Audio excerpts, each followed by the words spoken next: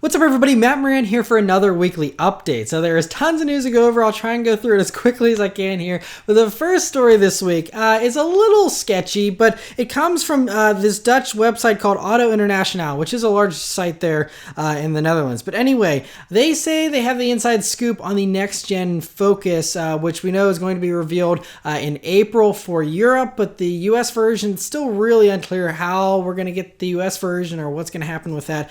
But at least for the European version, here is what they claim. So they're saying that all Focuses for this next gen are going to be 50 millimeters longer and roughly 110 pounds lighter, which is a great start. But the interesting part, though, is what they are reporting about the new Focus RS, the next gen version. They're saying it's going to get a 48-volt mild hybrid setup that, combined with a gasoline engine, maybe even the same 350 horsepower one currently available, they say it's going to do a total of 400 horsepower and 442 pound-feet of torque, which from a hot hatch would be amazing. To add to that, they said, according to what, I guess if they just are guessing about this or what, but they're saying it would do 0 to 60 in 4 seconds flat. Again, not sure where they're getting these numbers from, but that's what they're saying. And they're saying it would also be available with both a manual transmission or a dual clutch automatic, so more closely compete with the Golf R there. Yeah, but as far as this whole Focus RS thing goes, it still is really up in the air. It's still sketchy. Now, the only reason why this sounds legit is because there's also been rumors that Subaru's developing a hybrid version of the next-gen STI, and that that's how they get the extra power boost, and the STI is used a similar power output, but have an electric motor come in, give you that extra boost for the horsepower increase that everyone's expecting. So if Subaru's doing it, Ford might be like, okay, we'll do that too, and that seems to be the way that the whole car industry is going in general. So it sounds not too far-fetched. The numbers sound a little high, but I mean, that would be awesome if it actually did get that. But I mean, now you have to keep in mind, this is a long ways off, because the current gen Focus RS showed up 4 years after the standard Focus for this generation. So I mean, we'll probably get the new Focus next year, and then 4 years after that is when the RS would come, if it follows the same timeline. It might be much shorter this time around, because developing a car for 5 years would be really long, so hopefully it will be out sooner. But just be prepared that it might be that long of a wait again. We'll have to wait and see. Anyway, interesting to hear that. Some other very exciting enthusiast news that's much more concrete here is that Road and Track found a VIN filing from Mazda to the NHTSA. You know, all these government things, they got to fill out all this paperwork. And it was about the 2019 Miata. And what it's saying is that it's still going to use the 2-liter, motor, or some type of 2-liter motor, but that it's going to have 181 horsepower, which is a really nice boost from, the current 155 horsepower. That's a 26 horsepower gain. Now, what we know from what Mazda has said already is that they said it's not going to get the Skyactiv X engine, so it's not that. And they said they won't do a turbo version of the Miata because they said it would add additional costs and complexity, and plus that's kind of the Fiat 124's thing anyway. So it wouldn't be either of those two things. So what we're looking at most likely here is they just did an honest, real old school engine modification setup to the Miata in order to, give it that extra horsepower. Most likely different cams, better breathing mods for intake, exhaust, intake manifold, all that type of stuff. Because there are aftermarket companies that can boost the ND Miata to nearly 200 horsepower if you change those internals and stuff. So this is well within the abilities of this motor. Obviously, from an OEM standpoint, and warranting all of that is a little bit of more of a reach, but it sounds like Mazda is coming up with something, and I just thank you, Mazda, for being awesome and actually giving people a horsepower bump. Now, 155 horsepower is still just plenty of fun. I just had a Miata this past week, and you'll be seeing a review on that next month. I absolutely love them to death. But an extra 26 horsepower would be awesome. I know, the 124 Abarth already has 184 horsepower, but that's turboed, and it's a very limited part of the power band where you get that full boost. And so if you have that broad power band you have in the Miata's motor, and you have that with an extra 26 more horsepower, that is going to be wonderful. So I'm really excited about that, and hopefully that turns out to be true. And for some actual official reveals this past week ahead of the Geneva Motor Show here, first is Audi debuted the 2019 A6. And so we have a pretty good look at it here, and looks pretty good, with two exceptions. I do really like, the headlights look great, everything else looks really great, but the grill has these radar sensors that look unfinished. It looks like a prototype or something with just these big black squares just sitting in the middle of the grill, and it cuts off the, little lines there for the grill and everything. Just really looks unfinished. There's got to be some better way to hide those. A lot of other companies are hiding those sensors behind the actual badges, and there's several different ways that they're going about doing this, but just leaving them there just sounds like kind of a lazy thing from a design standpoint. But I'm sure it's much harder than it seems, but still that. And then the fact that in the back end there, again, very nice looking back end, but it's continuing this Audi trend of fake exhaust cutouts in the bumper. So the rear bumper there looks like it's got two really nice exhaust tips there that, even though the tips might be fake, it looks like that would actually be the actual exhaust route. But that's not the case. Much like I complained about with my SQ5 review, it's just normal mufflers that look ugly and just dump downward, and they're just hidden behind the plastic bumper there. And again, I could see this kind of cost-cutting stuff on some cheaper cars that, you need to save money, you want to keep the price point low, but you're talking about a premium product and an Audi at that. It's just like people expect the highest stuff, and to have cheap cost cutting like fake exhaust tips, in the bumper of an Audi just is in poor taste to me. Like, there's no excuse for that. Like, just put the money into having actual bumpers with exhaust cutouts. I don't know what's so bad about that, but anyway, moving on from my little rant here. Other things here, the interior gets basically the same layout as the new A7 and A8, which is very cool with the dual touchscreens, the virtual cockpit. It doesn't have quite as much autonomous tech as the A8. It has this new optional parking pilot and garage pilot, where it'll park itself in a parking space or a garage space and pull itself out. So similar to what the Tesla Summon feature. So it has that stuff, but it doesn't have the more advanced autonomous features of the A8. It does, of course, have adaptive cruise control and lane keeping tech. So on the highway, it will basically drive itself, but it's very limited versus the A8, which has, more advanced system. Otherwise, as far as mechanicals go, it's going to be using the same 3-liter turbocharged V6 and a 48-volt mild hybrid system, which is the same combo you get there in the A8 and A7. 340 horsepower, 368 pound-feet of torque. There'll be, of course, other engines. There'll be an S6 model, RS6 down the road, I'm sure. But in the meantime, that's all we have. And 7-speed automatic, quattro all-wheel drive. And we don't have pricing for the United States yet, but I'm sure we'll get that here later on this year. Jaguar has revealed the production version of the I-Pace electric vehicle this week. All electric here, first one for Jag. And it looks really awesome because they kept it almost identical to the concept car. And that is really hard to do, really impressive and rare these days. And so I got to take my hat off to Jag just for keeping it so cool looking. I think it's really awesome. A great alternative to the Model X as far as looks go, for sure. So as far as mechanical stuff goes, it's got 394 horsepower, 512 pound-feet of torque, and it'll do 0 to 60 in 4.5 seconds. So it has two different settings for high and low for the regenerative braking, so you can have it like a traditional driving experience, or more like a one-pedal experience where the regenerative braking is very heavy. Now it's going to be using a 90 kilowatt-hour battery, and that gives it 240 miles of range, which is pretty good, very competitive with all the other stuff out there. It supposedly will get an 80% recharge in 40 minutes on a 100 kilowatt DC fast charger. It has two electric motors, one in the front and one in the rear, and so that gives it all-wheel drive, of course. It also has a very low center of gravity thanks to it being purely electric and having all those batteries in the floor. 50-50 weight distribution as well, so it should be a pretty good handler in that regard. And it also has a standard air suspension, which will certainly help. The interior has the same Touch Pro Duo infotainment system you get in the Range Rover Velar and other Range Rovers now. So ordering is going to be opening up for these today, actually. Or I guess I filmed this on Thursday, so it'll be yesterday is when they had orders come open. And it's going to be, supposedly they're going to be starting deliveries in the second half of this year. So if you're tired of waiting for a Model 3, want to spend some extra money, you can go ahead and get the Jag. Pricing hasn't been announced yet, but they said they're going to announce U.S. pricing at the Geneva Motor Show next week.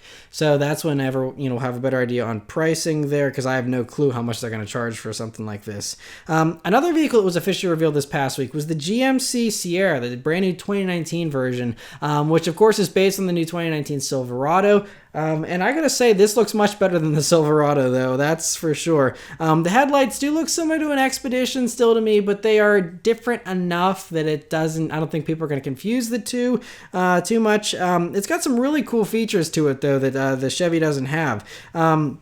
Most of those are inside. There's a new color heads-up display.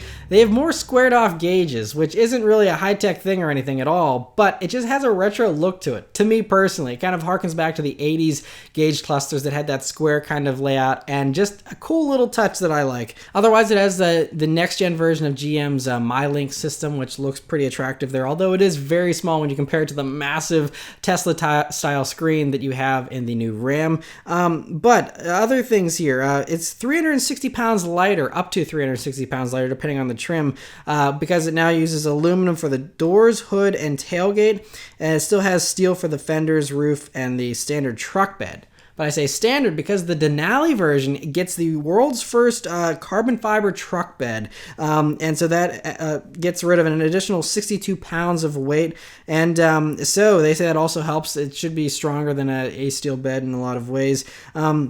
There's also a cool new split tailgate that has a power assist feature as well, but the split tailgate, I'm guessing, is has all kinds of uses, but just a nice little bit of new innovation there in the truck arena. There's going to be 3 engines available, and there's going to be the carryover 5.3 liter V8 and the 6.2 liter V8, and then there's going to be a brand new 3 liter diesel inline 6 as well. They don't have any details for that as far as horsepower or anything like that goes just yet, but that should be announced later on. They're all going to get 10-speed automatic transmissions, and they're going to be on sale this fall with pricing to be announced later on. But anyway, cool to see that. Other GM news is that Buick has officially revealed the 2019 Envision, which just is a refresh from the current Envision. Gets a new grille, headlights, front and rear bumpers, taillights, and wheels.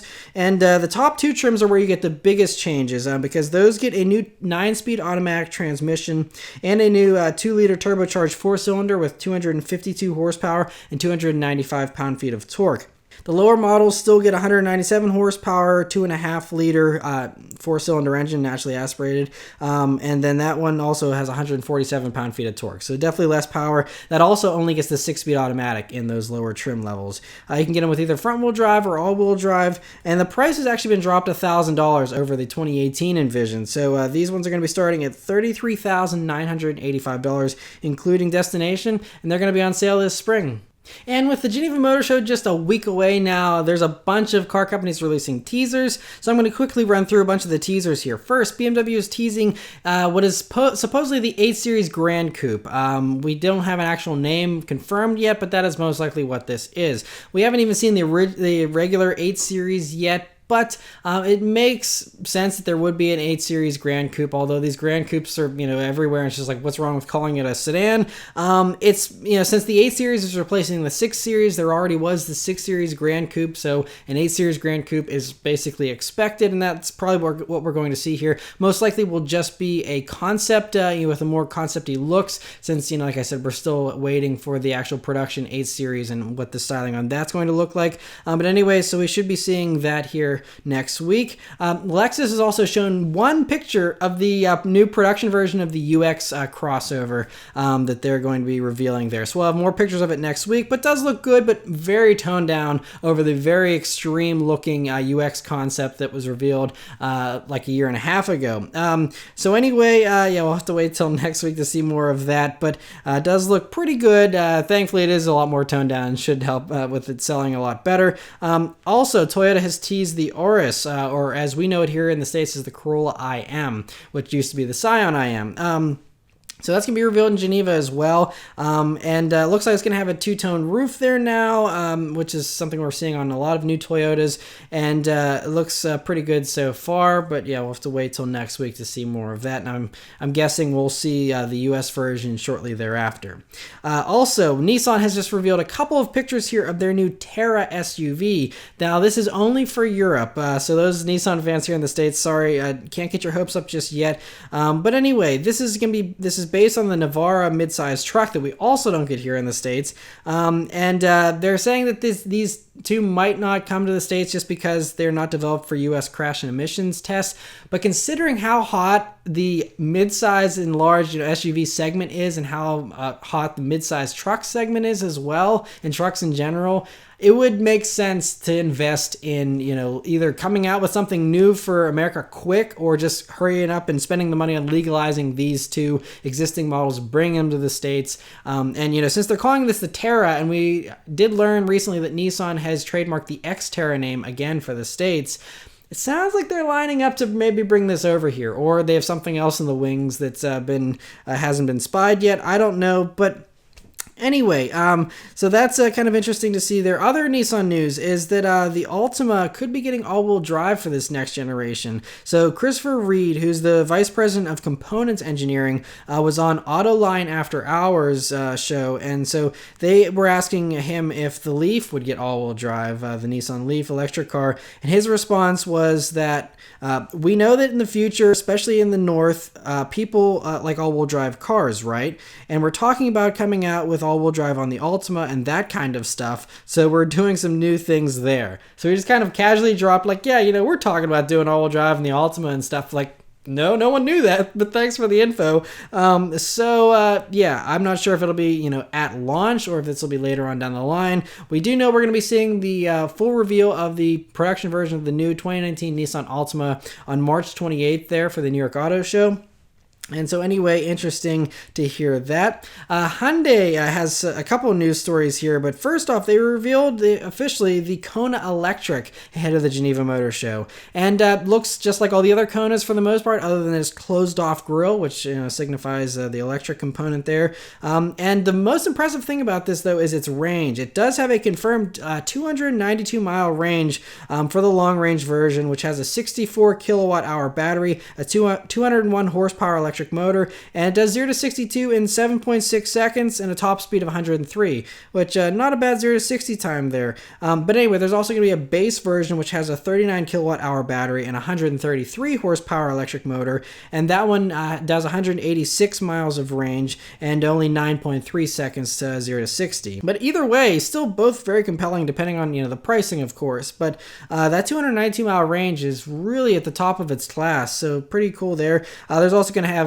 paddles behind the wheel to adjust the regenerative braking force. Otherwise, it's basically the same as all the other Konas with all the same safety and tech, inside. And so, anyway, interesting to see that. Also, Hyundai and Kia were spied testing their new full-size SUVs this past week. And so the Kia version has a very boxy appearance, boxy headlights, very similar to the Telluride concept that they revealed, I think, a year or two ago. And so, looks like that'll be translated pretty closely over to this production version, according to these spy shots.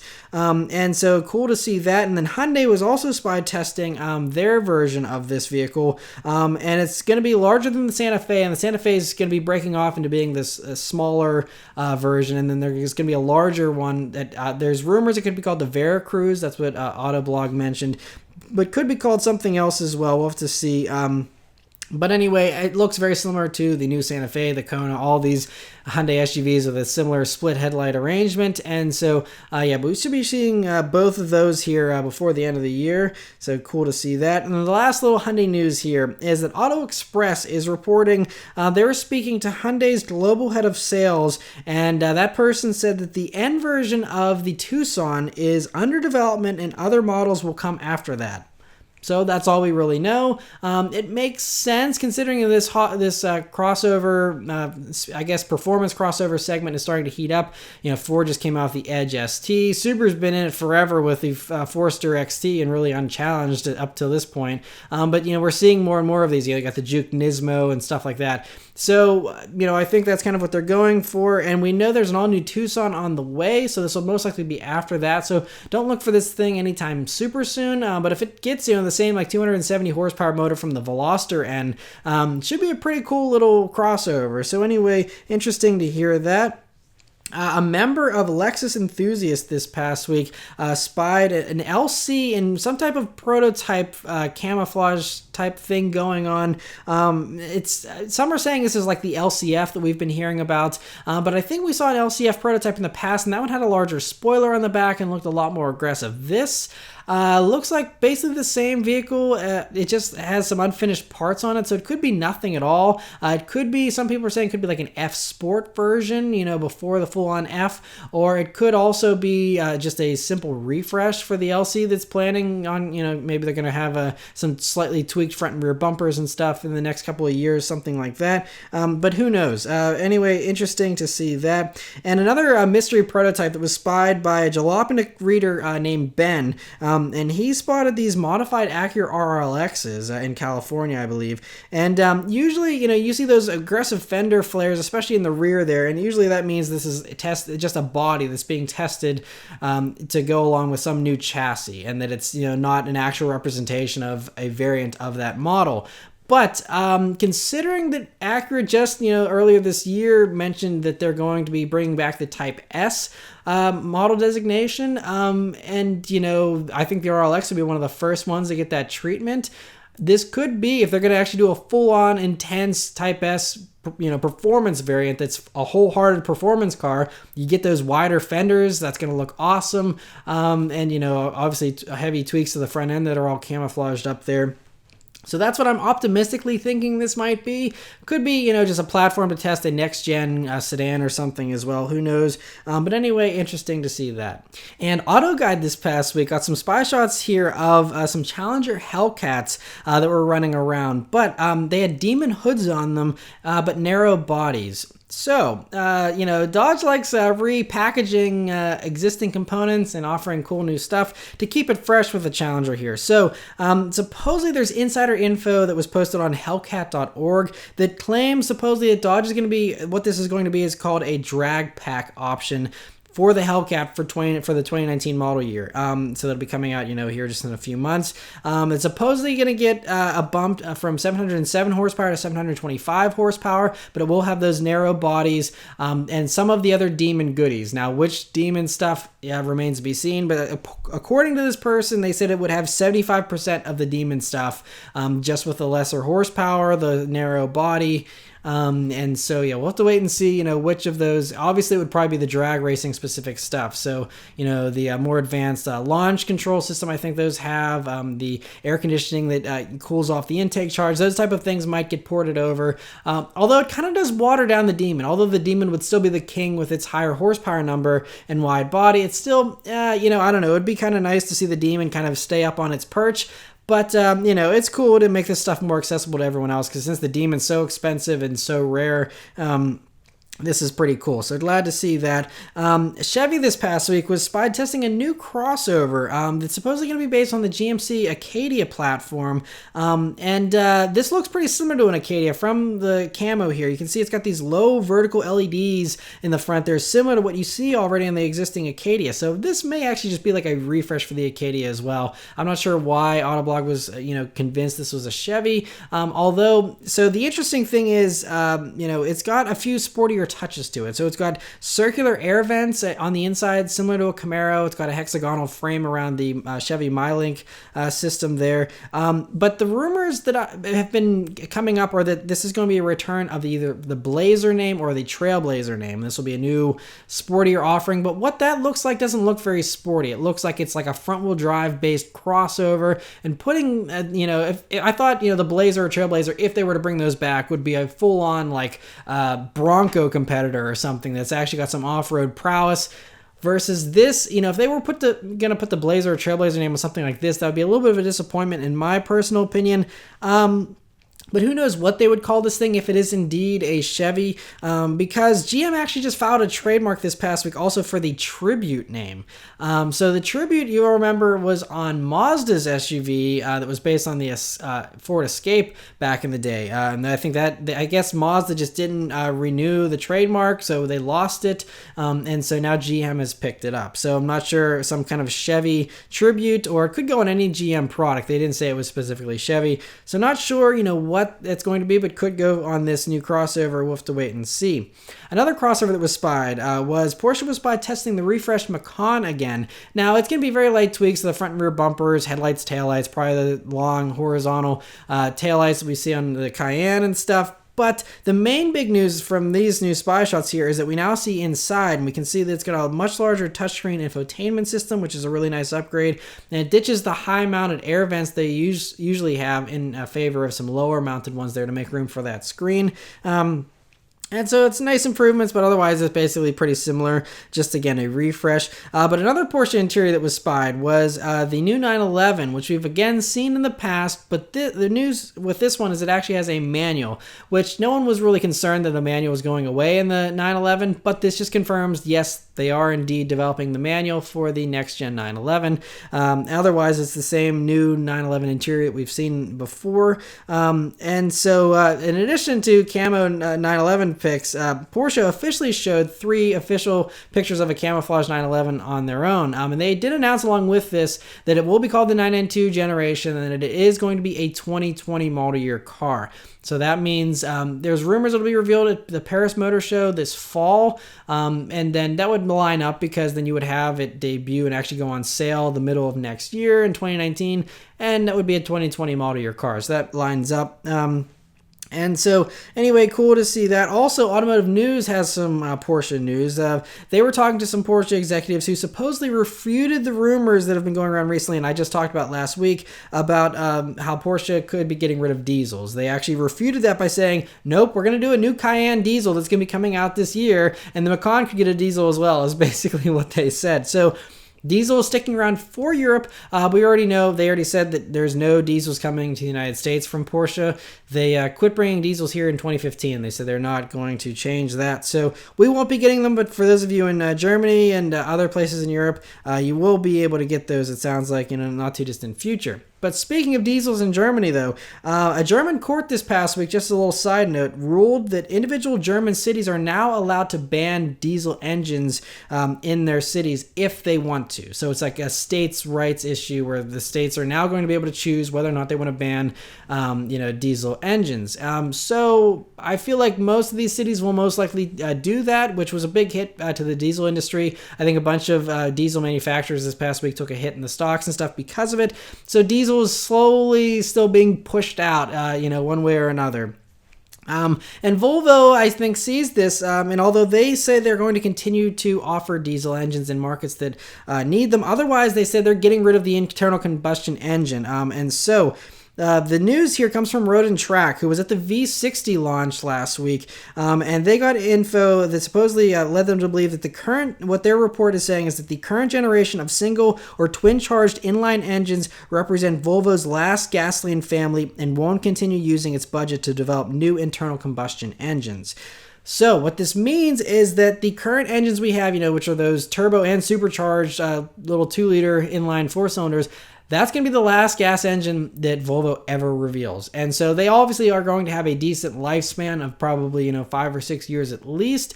So I wouldn't expect gasoline engines to go away from Volvos until at least 2025.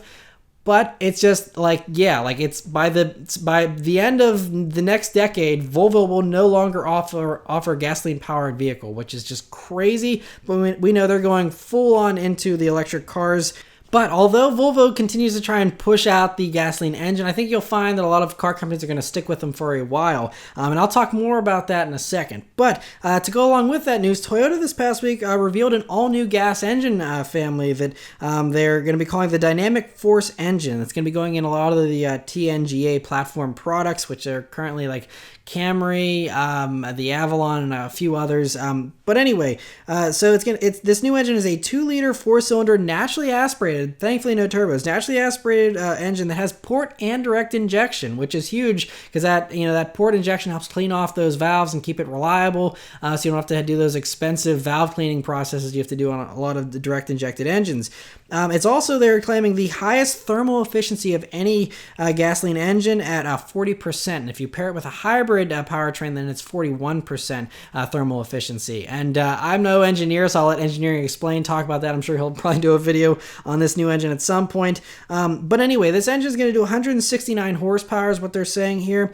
And they also, along with that debut, also showed off 2 new transmissions. And the first is actually a brand new 6-speed manual transmission that they have revealed. And so this new manual is going to be an inch shorter in its packaging, and it's also going to be 15 pounds lighter. Now, they didn't say what it's going to go into, because honestly, I don't know. Aside from that, a Corolla IM, if that, probably the new regular Corolla. Maybe they'll put it in the Camry by some miracle. Otherwise, I don't know. There's not, a whole lot of Toyotas. They already, it seems like, aren't going to put it in the new Supra, but maybe they will find some way to work it in. Who knows? Anyway, it's just great. They have a new manual. The other transmission is a new CVT, but it's kind of interesting that this is the first CVT to have a dedicated launch gear. So it helps us smoother and more natural starts from a stop. But then that enabled them to re-engineer the rest of the CVT and repackage it, make it smaller, more efficient, so that, whenever it's up and running and it's not accelerating from a stop, it can be a lot more efficient, which is pretty cool as well. They also rolled out a new dynamic torque vectoring all-wheel drive system that has 2 different versions. There's a non-hybrid version, and that actually has a new ability to disconnect the rear drive shaft, and so that improves efficiency to get rid of those rear-driven wheels and make it front-wheel drive purely whenever the all-wheel drive is not needed. But then there's going to be a hybrid version of this system called E4, and that's going to use electric motors to power those rear wheels, and it'll send 30% more torque to the rear, supposedly, with this new system. So all very interesting, and we'll see all this stuff showing up in various forms in the future Toyota products. So anyway, cool to see that. And the last story this week should give us enthusiasts a lot of hope, because if you're like me, you get really annoyed hearing every week about all these new car companies pushing, electric, hybrid, autonomous, this and that, and it just sounds like nothing that's fun. I mean, obviously, stuff like this new Jag I-Pace will be fast and fun in its own way, but, it's just like, it seems like the car as we know it is quickly being shoved out of existence. And it sounds like, although that is the way that car companies would like us to go, and maybe even governments would like us to go in those directions, there's an interesting study put out this week by the Center for Automotive Research. And basically the study, the main takeaway was that you can't force people to buy things they don't want. Now, there's a lot of other interesting stuff here I'll get to in a second in this research that they did. But basically, it's just, they're saying if people don't want this stuff, which is obviously going to be more expensive, and, also have trust issues with autonomous stuff and all that kind of stuff, they're like, if people are going to have to pay extra for all this stuff, it's something they might not want. And so if they don't want it, then no matter how much companies try and push it, it's not going to sell, and therefore traditional cars will stick around. And this is what I've been saying in the past. If all this stuff worries you with all these electric, hybrid, autonomous stuff, then just don't buy it. If people don't buy it, then they will quit making it. Now, obviously, I think this is the future regardless. There's no changing it. But, you vote with your dollars. And so if you buy this stuff, then they'll make more of it. If you don't, then maybe it'll get slowed down and we'll be able to enjoy driving gasoline-powered vehicles and driving them ourselves for a few more decades. We'll have to see. But anyway, some more details of this study here. It was done by the Center for Automotive Research, and the lead on that study, her name was Carla Balo. And so basically, she's predicting here that 3.8% of new vehicles sold in the year 2030 will have level 4 or 5 autonomy, and 90% of new cars sold will still have gas engines, with only 8% being electrified. Now, that number might sound a little low, honestly, because I think hybrid stuff could be pretty common by that point, but full electric stuff I could see being only 8%. But anyway, so that's that number, 3.8% of new vehicles sold, only 3.8% will be level 4 or 5 autonomy, which is the really advanced, will basically do everything for you kind of thing. To compare that number, 3.3% of cars sold in 2017 were electrified. So that number will go from 3.3 to 8%, here in the next 10 or 11 years. But part of the reason why they're saying it's still going to be that low of a number is they're saying that there's, gas continuing to stay cheap could also contribute to that, because again, no one's going to pay extra for these hybrid and electric vehicles, which cost more than traditional gasoline powered vehicles. If again, gas is cheap, who cares? Everyone's going out and buying huge trucks and SUVs. No one cares about fuel economy right now. And so Balo reiterates here, you cannot dictate what you think the customer should be buying. If it doesn't make sense to them, they're not going to buy it. And so they also noted that something that I didn't realize is that in the year 2016, the average vehicle on US roads was almost 12 years old. So think about that too. Even if everyone buys an autonomous car, for example, in the year 2020, that won't be completely fully adopted until at least 2032. And again, no, it's not like anything's going to be fully autonomous by 2020. So again, this is way far out. Like we're talking 2040s before we start seeing this stuff, which is a long way away here from the year 2018. So I think it's safe that we have several decades to enjoy driving cars still. But to continue on with that, they're saying that even if people are willing to pay for this autonomous technology, making it safe enough and good enough to work with the old gen cars is going to be a really big challenge, because again, whenever we get to a point where all cars are autonomous, the computers can talk to themselves, and it's very easy to drive safely whenever you know what all the other cars are going to do. But the trouble right now is these autonomous technologies have to predict what they think human drivers are going to do, which is really hard to do, and that's the challenge. And so it could almost gridlock this tech where it's like, you know, they have to figure this stuff out better and better. And so that's going to make it tough, though. And they said if there's like any kind of recession at all with the economy, that's going to hinder the investment in this stuff, which could further slow it down and delay this stuff. So again, this is something that sounds like it's going to be a luxury resigned to those high-end vehicles. And, you know, as far as it actually trickling down to everything else, we'll have to wait and see. Again, this is just a report. It could be completely wrong. It's just their predictions. But I think a lot of it makes a lot of sense here. But you have to think, I mean, in urban and city areas, I can see, you know, if you have people with, you know, higher incomes, people that are close to plugging stations all the time, so they have the money to spend on all this extra fancy stuff, and, you know, they're in areas where they can easily get a charge. Great. I'm sure cities will have tons of these vehicles, you know, in not too long from now. But you go to the large amount of the United States where, you know, again, the average vehicle is 12 years old and you don't have a charging station every, you know, block. And so it's just one of those things that how often is this going to actually be practical for people that drive long distances? And there's stuff where there's literally nothing for miles around. You know, this isn't going to work. So unless the range gets way longer and bigger, you know, it's still even a challenge doing a road trip in an electric car currently. So that stuff will get better, and there'll be battery advancements to make it better. But I still think, you know, this report was just a good reminder to us that although all this stuff keeps getting brought up in the news, this stuff isn't going to be super widespread for a long time to come. And I think we'll be able to enjoy driving our gasoline powered cars for many decades to come. So anyway, that's it for all the news this week, guys. Sorry it was a little bit of a long one. Thank you guys very much for watching. Let me know all your thoughts about everything in the comments below, and I'll see you guys next time. Take care.